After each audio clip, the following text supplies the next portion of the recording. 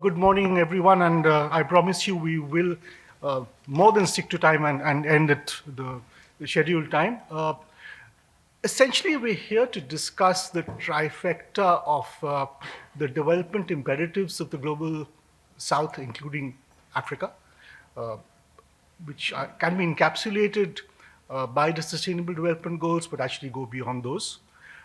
Second, the opportunity that the world of business provides us today with the redistribution of supply chains globally and the push towards more reliable and resilient supply chains. And third, imperatives driving business decisions in the private sector, of course, but not just here in Africa, but across the world, and how these can impact the first 2 points that I'd made. So let's go straight into the meat of the conversation. I'd like to begin with the gentleman next to me, Minister Tito Mabune. Have I pronounced your name correctly, sir? Apologies if I haven't. Former finance minister, veteran of economic policy making, former head of the South African Reserve Bank, Central Bank. Uh, we are 6 years away from the SDGs and the target we set for them. We've also seen the world in turmoil, both the business world and the world of politics in turmoil in the past 2 or 3 years with COVID, with uh, restructuring of supply chains. Uh, are these two different imperatives, or are business and development moving towards the same, converging towards the same end? Thank you very much, and good morning, everybody, for succeeding to wake me up so early in the morning. We could offer you coffee. Yes, I think so. I normally start operating after 10 a.m., but anyway.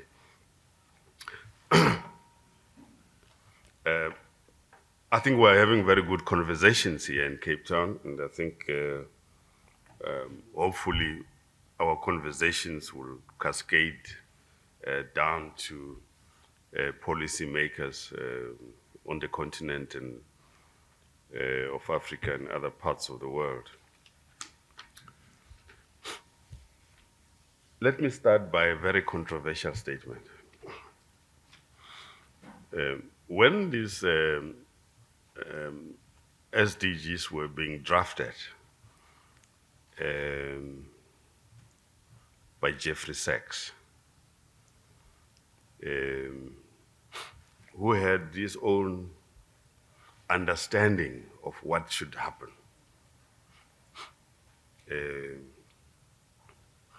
Maybe New York-based, with a particular thinking about what SDGs should be. I think most of us a bit asleep. We didn't engage in debate sufficiently with what we're talking about. So that's the first controversial statement which we can debate. The second controversial statement I want to make is are developing countries, and African countries in particular, its leadership fully accepting the role of the private sector? Or are we grudgingly still in the 1970s kind of Marxist way of thinking? Grudgingly accepting the private sector, but actually not accepting the private sector. I'll tell you why I say that. In this country, for example,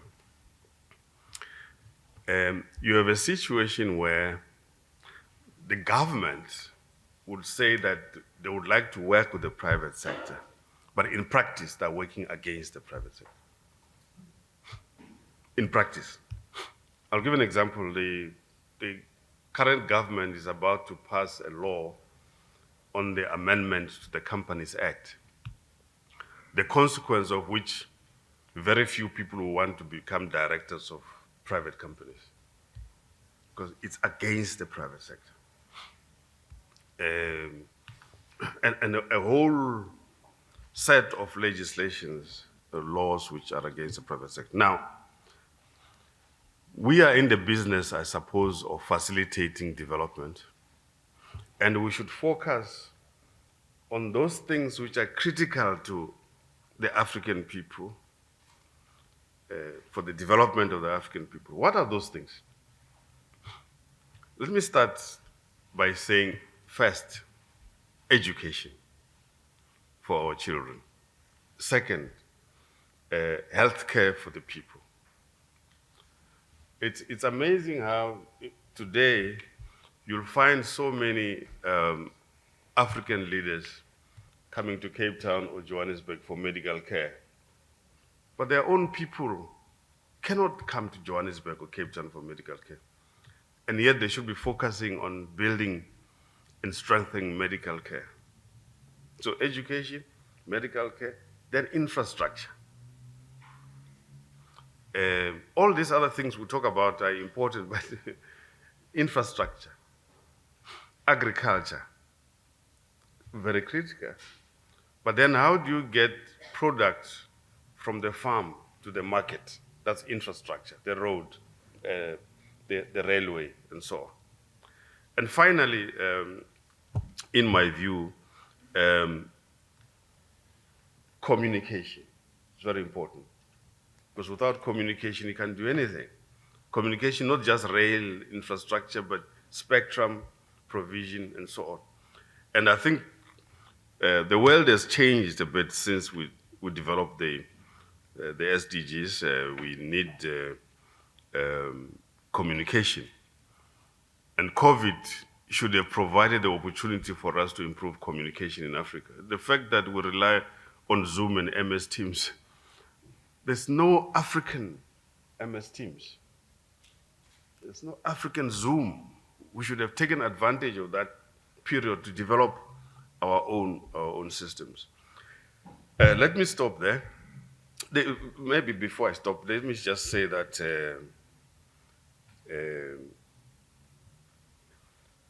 Trevor Manuel, myself, Alec Erwin, who is here, we spent quite a lot of time together with President Mbeki arguing for the debt relief for African countries, or the highly indebted countries, the so-called HIPIC initiative. And we managed to get debt relief for a number of countries, the highly indebted countries. I am sad to say that as we speak today, many of those countries have gone back to debt.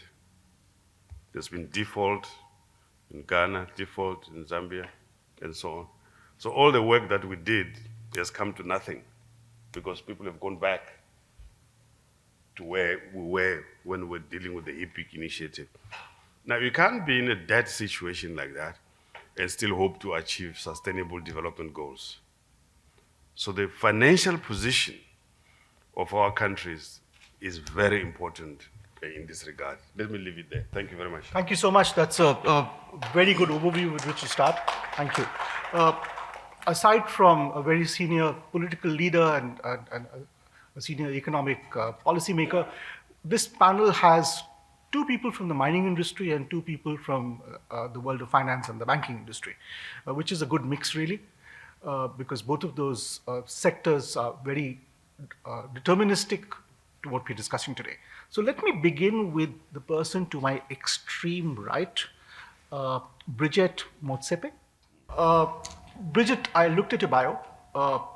You focus on mining, sustainable mining, ethical mining, especially in platinum, coal, chrome, and gold.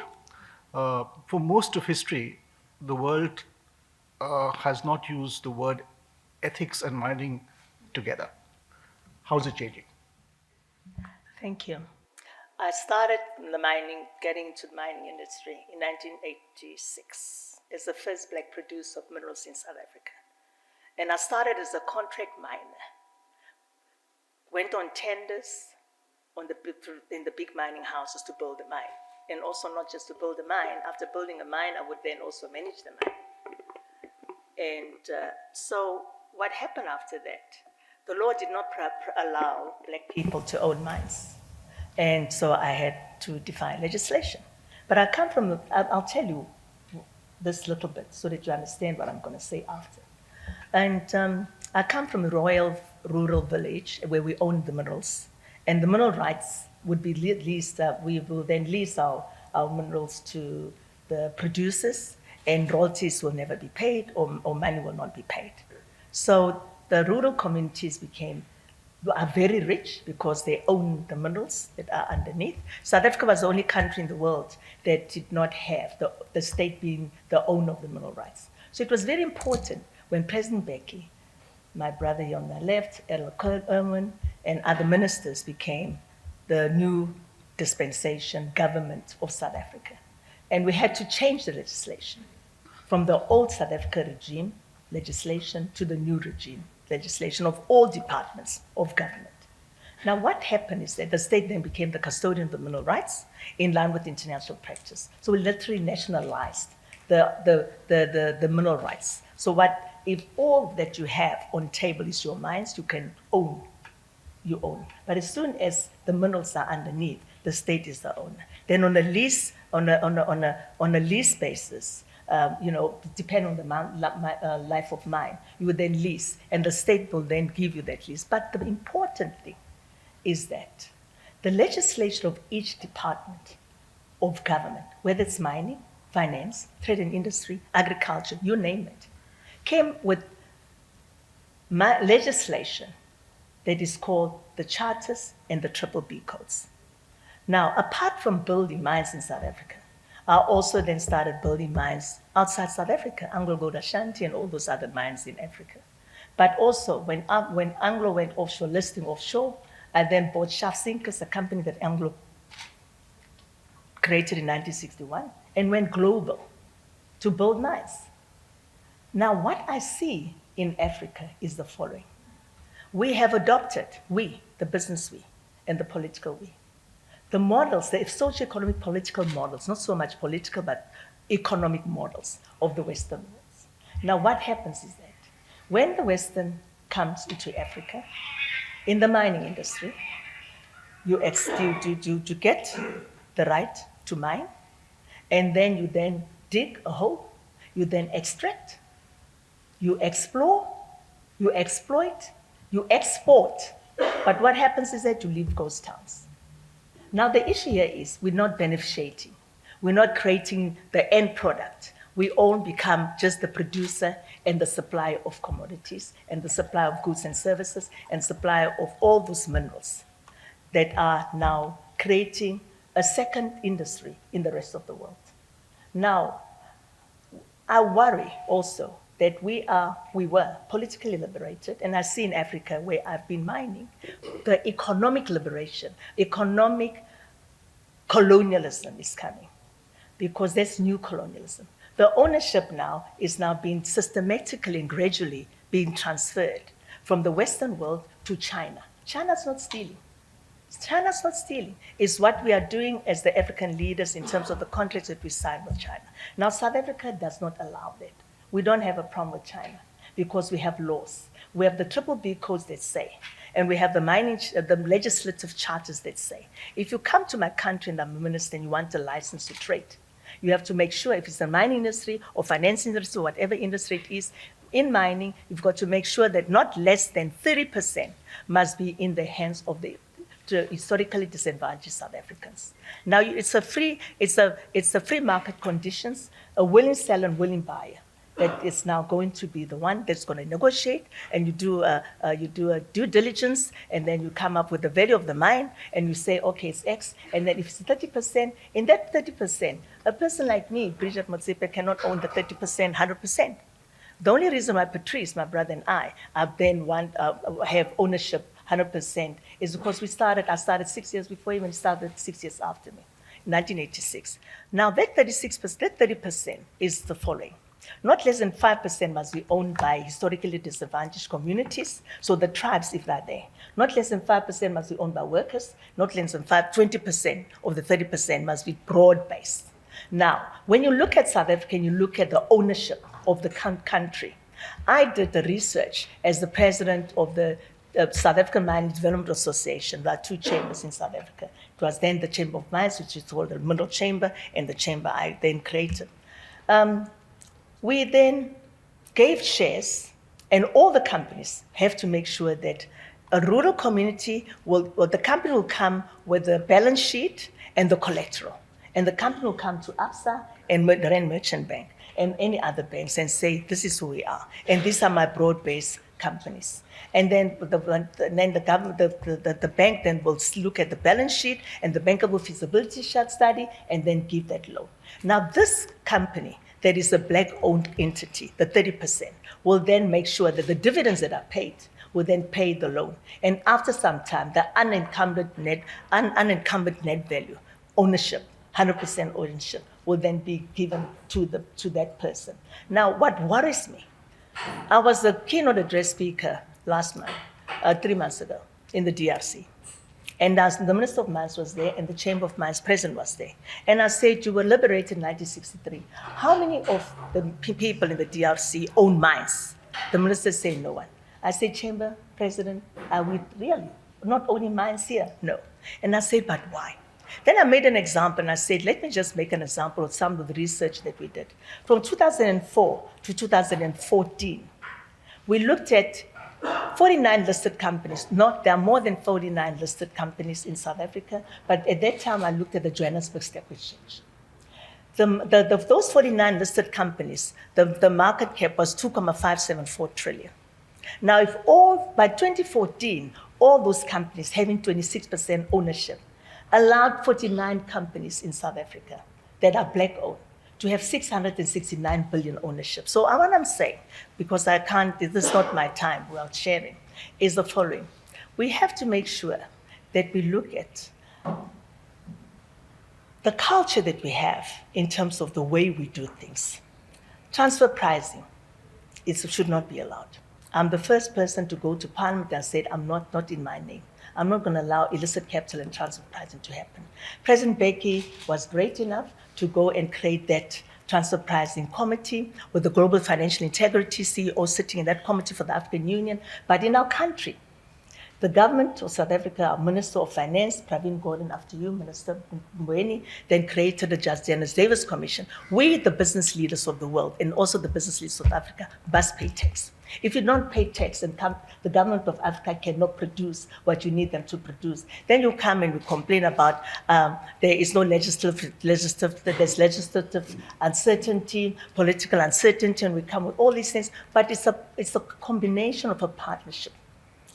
So those things should not happen. Beneficiation, we have to make sure that everything that we own must, in partnership with the Western world, foreign direct investment, partner together and build together and create the end product together so that the factories can be done. Thank you. That's it leads to discussions on several issues that you touched upon. But let me pick on one of those.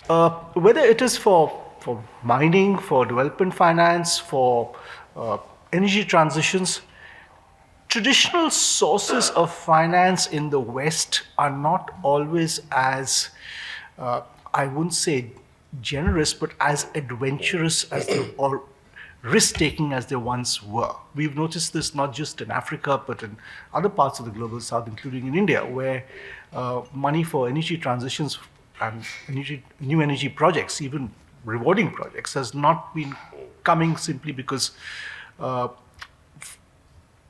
people with the resources and with the capital are wary of going into new areas and new geographies, which is perhaps a reflection of the world we live in.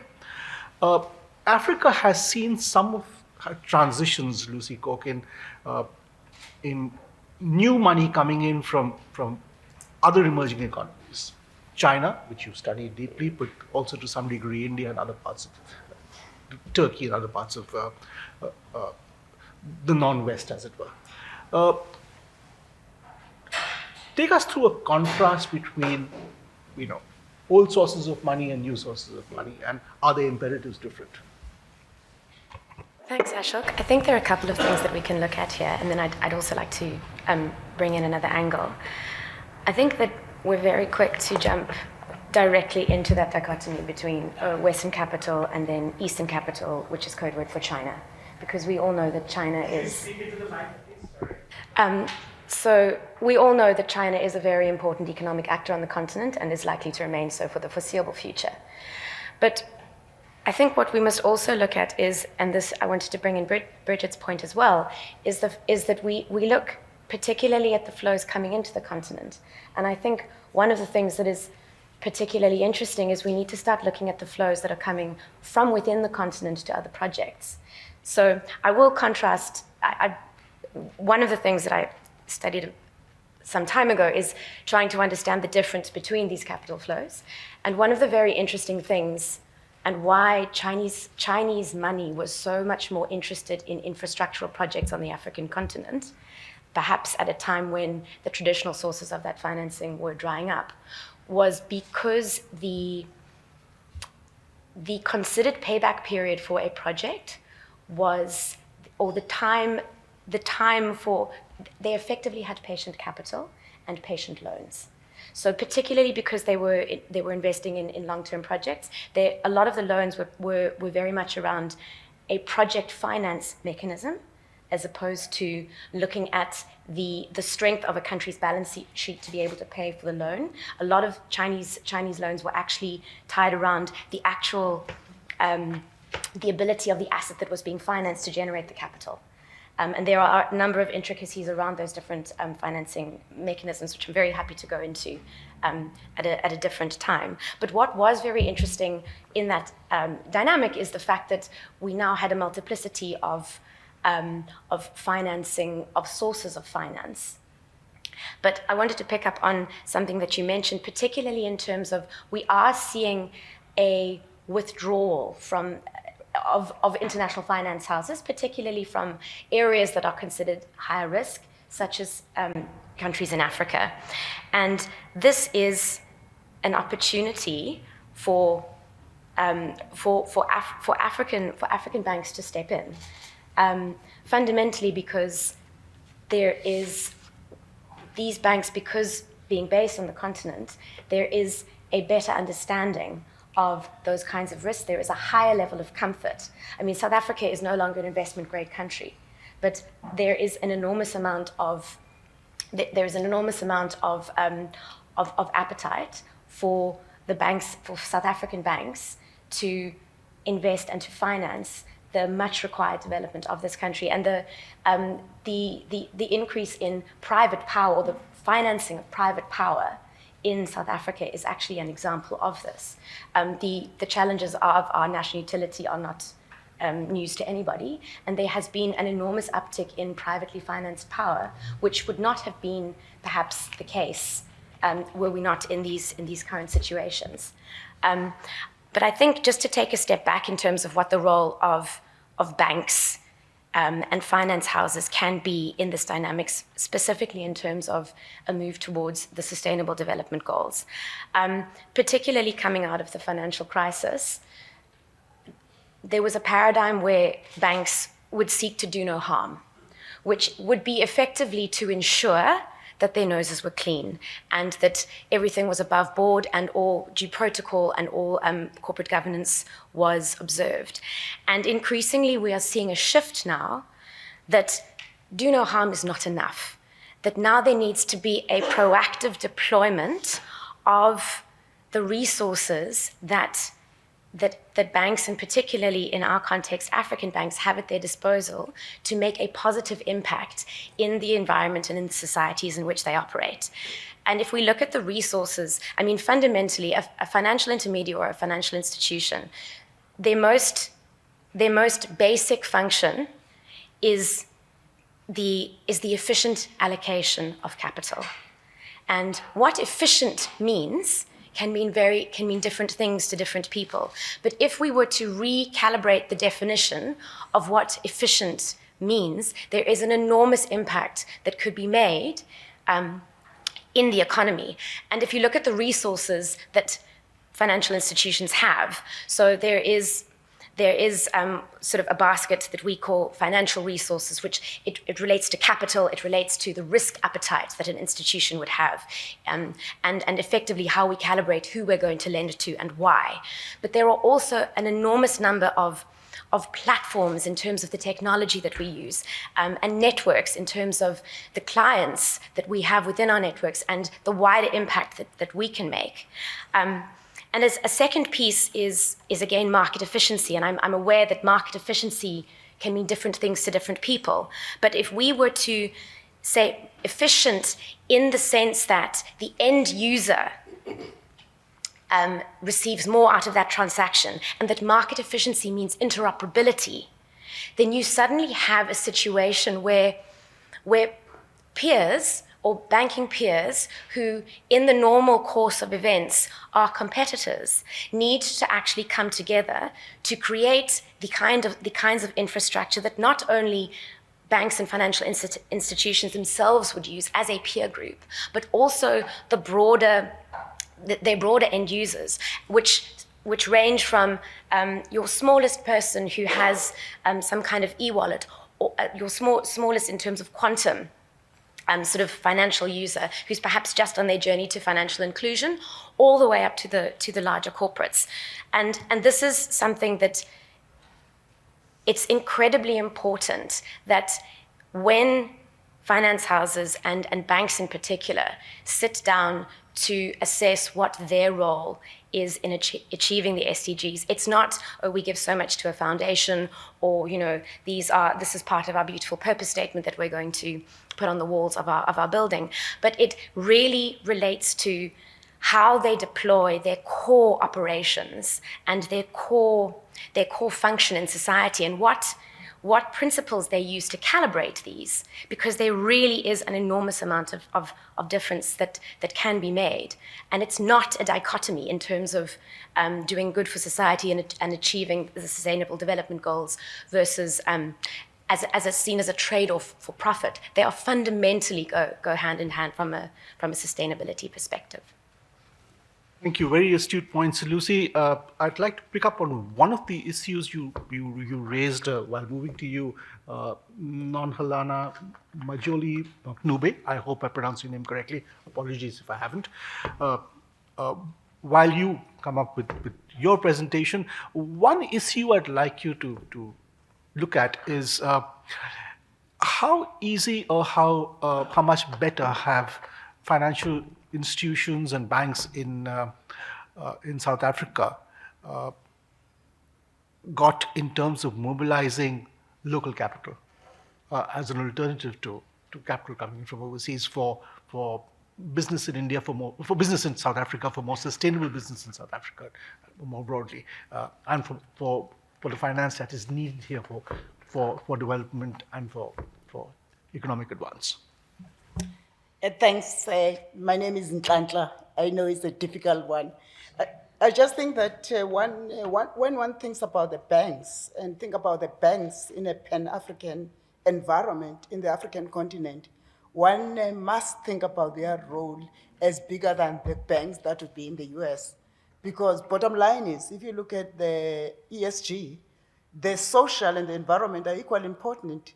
And so if banks are not going to play a role in unlocking the value, both in terms of the African people and the African continent and the African assets, then that would be a problem. So if I look at what role can the private sector play and what role can the banks play, you mentioned the point that they are already playing a role in terms of renewable energy. But one point I want to make is we've got the biggest youth in the continent. And unless banks invest in youth, whether you're investing in them through the loans that the youth can access as entrepreneurs, or you're investing in their education, you will have a problem as a continent. And it's not a problem that is only going to be for government. It's got to be a problem for all of society. So for me, banks' role is one, investing in assets, which are the assets that in our continent are plenty, but the technology that will make bringing those assets into reality easier and more green. Bridget mentioned the point about mining. There's no way, suddenly we're going to wake up in the continent and say we're going to desert mining completely. But unless we come up with green technology as banks to unlock that mining, we would have been letting our continent down. Second point, if we don't invest in technology and in ensuring that our kids, our youth, have got the appropriate education to be able to lock into the digital world that we're facing, and banks can play a big role in that. And then finally, the whole issue of entrepreneurs and SMEs. Our continent, specifically when you talk about local finance, our continent is full of small businesses, and we're not full of corporates. And so unless banks look at models of how do you make sure that you can have products that are structured and that are blended with both DFIs and local finance, that both women and youth can access, we would end up with the same base of businesses in the continent. And so for me, I think that is one of the things that we need to look at.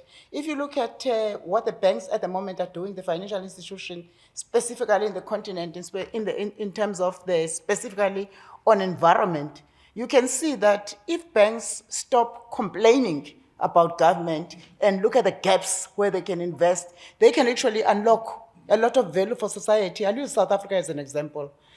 Instead of complaining about how there's load shedding and Eskom is not functioning, the bank started, investing and structuring into renewable power and renewable energy. Now, this is the fastest growing sector in South Africa and in the continent, and is bringing in the jobs we want, and is bringing in the returns we want, rather than wasting a lot of our time complaining about what government is doing or not doing. Of course, government must do what it needs to do. Maybe let me just give you another element. Education is a space where traditionally banks and private sector have gone and given their change just to make sure that they tick the box and say children are being educated, but the impact has not been there. But you can see now that there's a beginning of a shift on change, that if you invest, whether you're investing for soft impact, which is education, or healthcare, you actually invest for returns, and that those must be measurable. Look at the number of private schools that are affordable, that have come up. So in my mind, one of the functions of banks is spotting those gaps where societal change can happen, but the returns may not be the super returns you get from mining, but they are more sustainable. And so for me, that's one of the things that the banks should be doing, and the financial institutions must be doing. Thank you. I turn to the final speaker for this opening round, and we don't have much time after that, unfortunately. I've just been told. Richard Stewart, you are the Chief Regional Officer for Africa at Zimbabwe Stillwater, which is, in a sense, a Made in Africa multinational. In the mining sector, moving from gold to the platinum group of metals to now lithium, I understand, which is the whole world's a piece of. The mining industry has traditionally been seen in Africa as extractive and not sufficiently sensitive to the needs of the community or to Africa's own completely legitimate aspirations towards economic development and actually processing those resources. How has your company helped change that? Ashok, thanks very much, and good morning, ladies and gentlemen.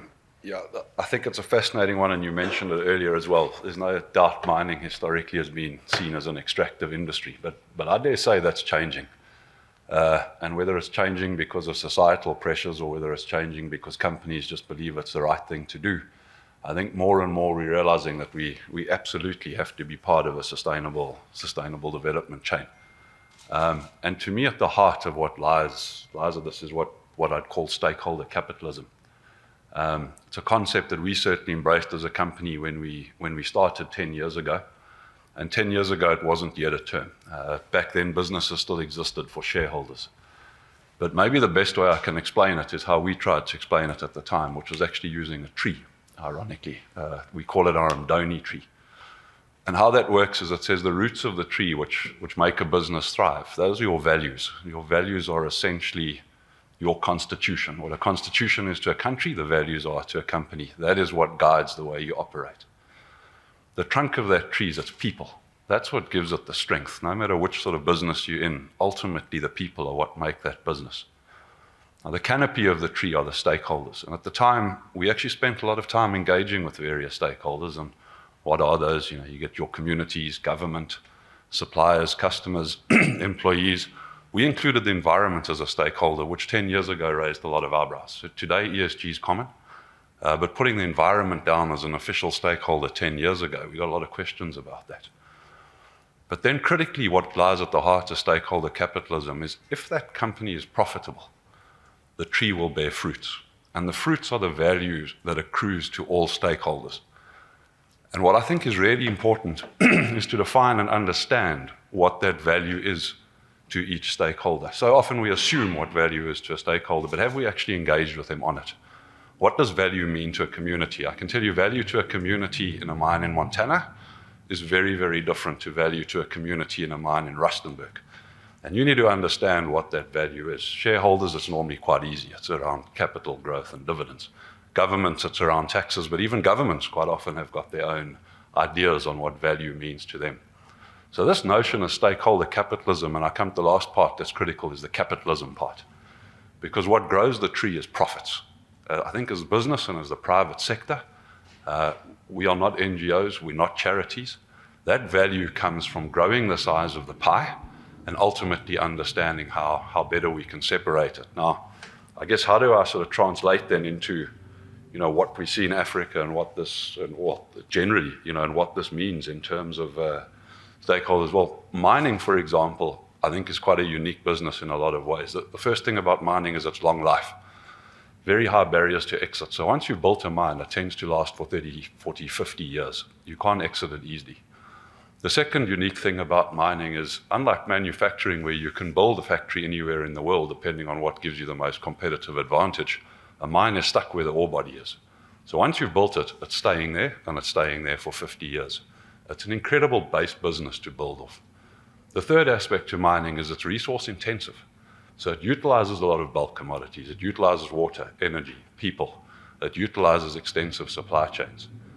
Now, why do I raise this? I think if we often hear a lot about beneficiation, we often hear a lot about ownership. I think these are important aspects, but if we really want to move ahead and develop on the SDGs, what we've got to think about is stakeholder capitalism. And how you can use a mine here, let me use an example of Johannesburg. Johannesburg was built on the back of gold mining. Today, gold mining probably contributes less than 2 or 3% to Johannesburg's GDP. Ironically, gold was never beneficiated. Gold was mined out the ground, shipped across the world, and put it back underground in a vault. Bizarre. But absolutely no beneficiation, no ownership. What built Johannesburg was the supply chains that developed around those operations, supporting the operations, developing tertiary businesses to support the businesses supporting mining. And this is the approach, in my mind, that we absolutely have to adopt as a responsible private sector, and how we impact stakeholder capitalism. It's about using these industries as a base to further grow further industries. So, in my mind, what do we need to do to take this concept of going beyond mining being an extractive industry to mining being a developmental industry? I fundamentally think that there are three things we really need to consider. The first one is that business, in this case mining, but I dare say you can apply this to any business, it has to adopt the approach of stakeholder capitalism. The private sector needs to realize it's not just there for shareholders. They are a very important stakeholder. They provide the capital. They need to be looked after. But it's about all stakeholders, and it's about realizing that value you as the private sector need to bring to all stakeholders to make it sustainable. I think the second one is the role of governments and the state. What is critical, as I mentioned now, is what's made these countries grow is the surrounding businesses and economies that have grown around it. It's government's job to enable those to grow. What does government need to do to promote businesses coming in to support it? What is their absolute goal and value addition? Is it about growing the economy, or is it about a different agenda? And that needs to be well understood, and it's got to be about enabling the private sector to deliver economic growth. And the third aspect, I'd say, is around communities and civil society. Communities and civil society also need to realize that they are stakeholders to business growth. Too often, again, it comes down to being a beneficiary. Owning mineral rights, what does that mean? Are you automatically a beneficiary? I once had a professor that told me while a metal is still in the ground, it's a rock. doesn't have a lot of value. Unless you can extract that and process it, there's no value. Be a stakeholder to part of that economic growth and ultimately growth. So to me, it's a combination of really all stakeholders coming together and recognizing the role that they can play and moving well beyond just being an extractive industry, but actually a base industry of which we can grow significant economies around the continent. Thanks. Thank you, Richard. Unfortunately, the organizers have given me a very hard stop, a guillotine really, which expires in 98 seconds. That will prevent us from having a deeper conversation. Perhaps I could request the minister to sum up today's roundtable for us.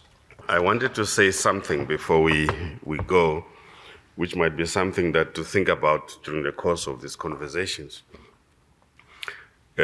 South Africa is a very strange society, a society in transition. And one of the things to bear in mind about South Africa can be summarized in the following phrases: race, class, and gender. So, and then under those categories, one could talk for a long time. I say this because when you talk about realizing these important goals we're talking about, access to finance is very important. Without access to finance, all these things we're talking about won't happen in South Africa. Banking. And in banking, I've discovered, I'm also involved in banking, by the way, and mining. What I've discovered in banking, after leaving the central bank where I was the regulator, I'm now the regulated,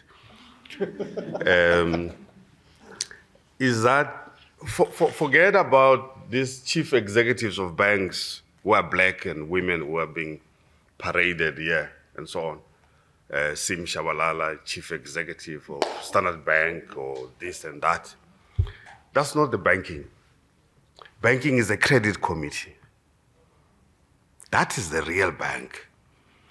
And until we crack the credit committee, we are just in a French breakfast picnic in South Africa.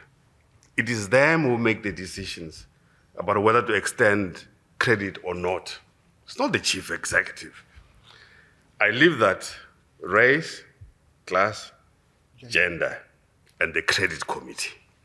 Think about that. Thanks a lot. Race, class, gender, and equity. Thank you so much, panel. Thank you so much for being here. I'd like to hand you back to the organizers.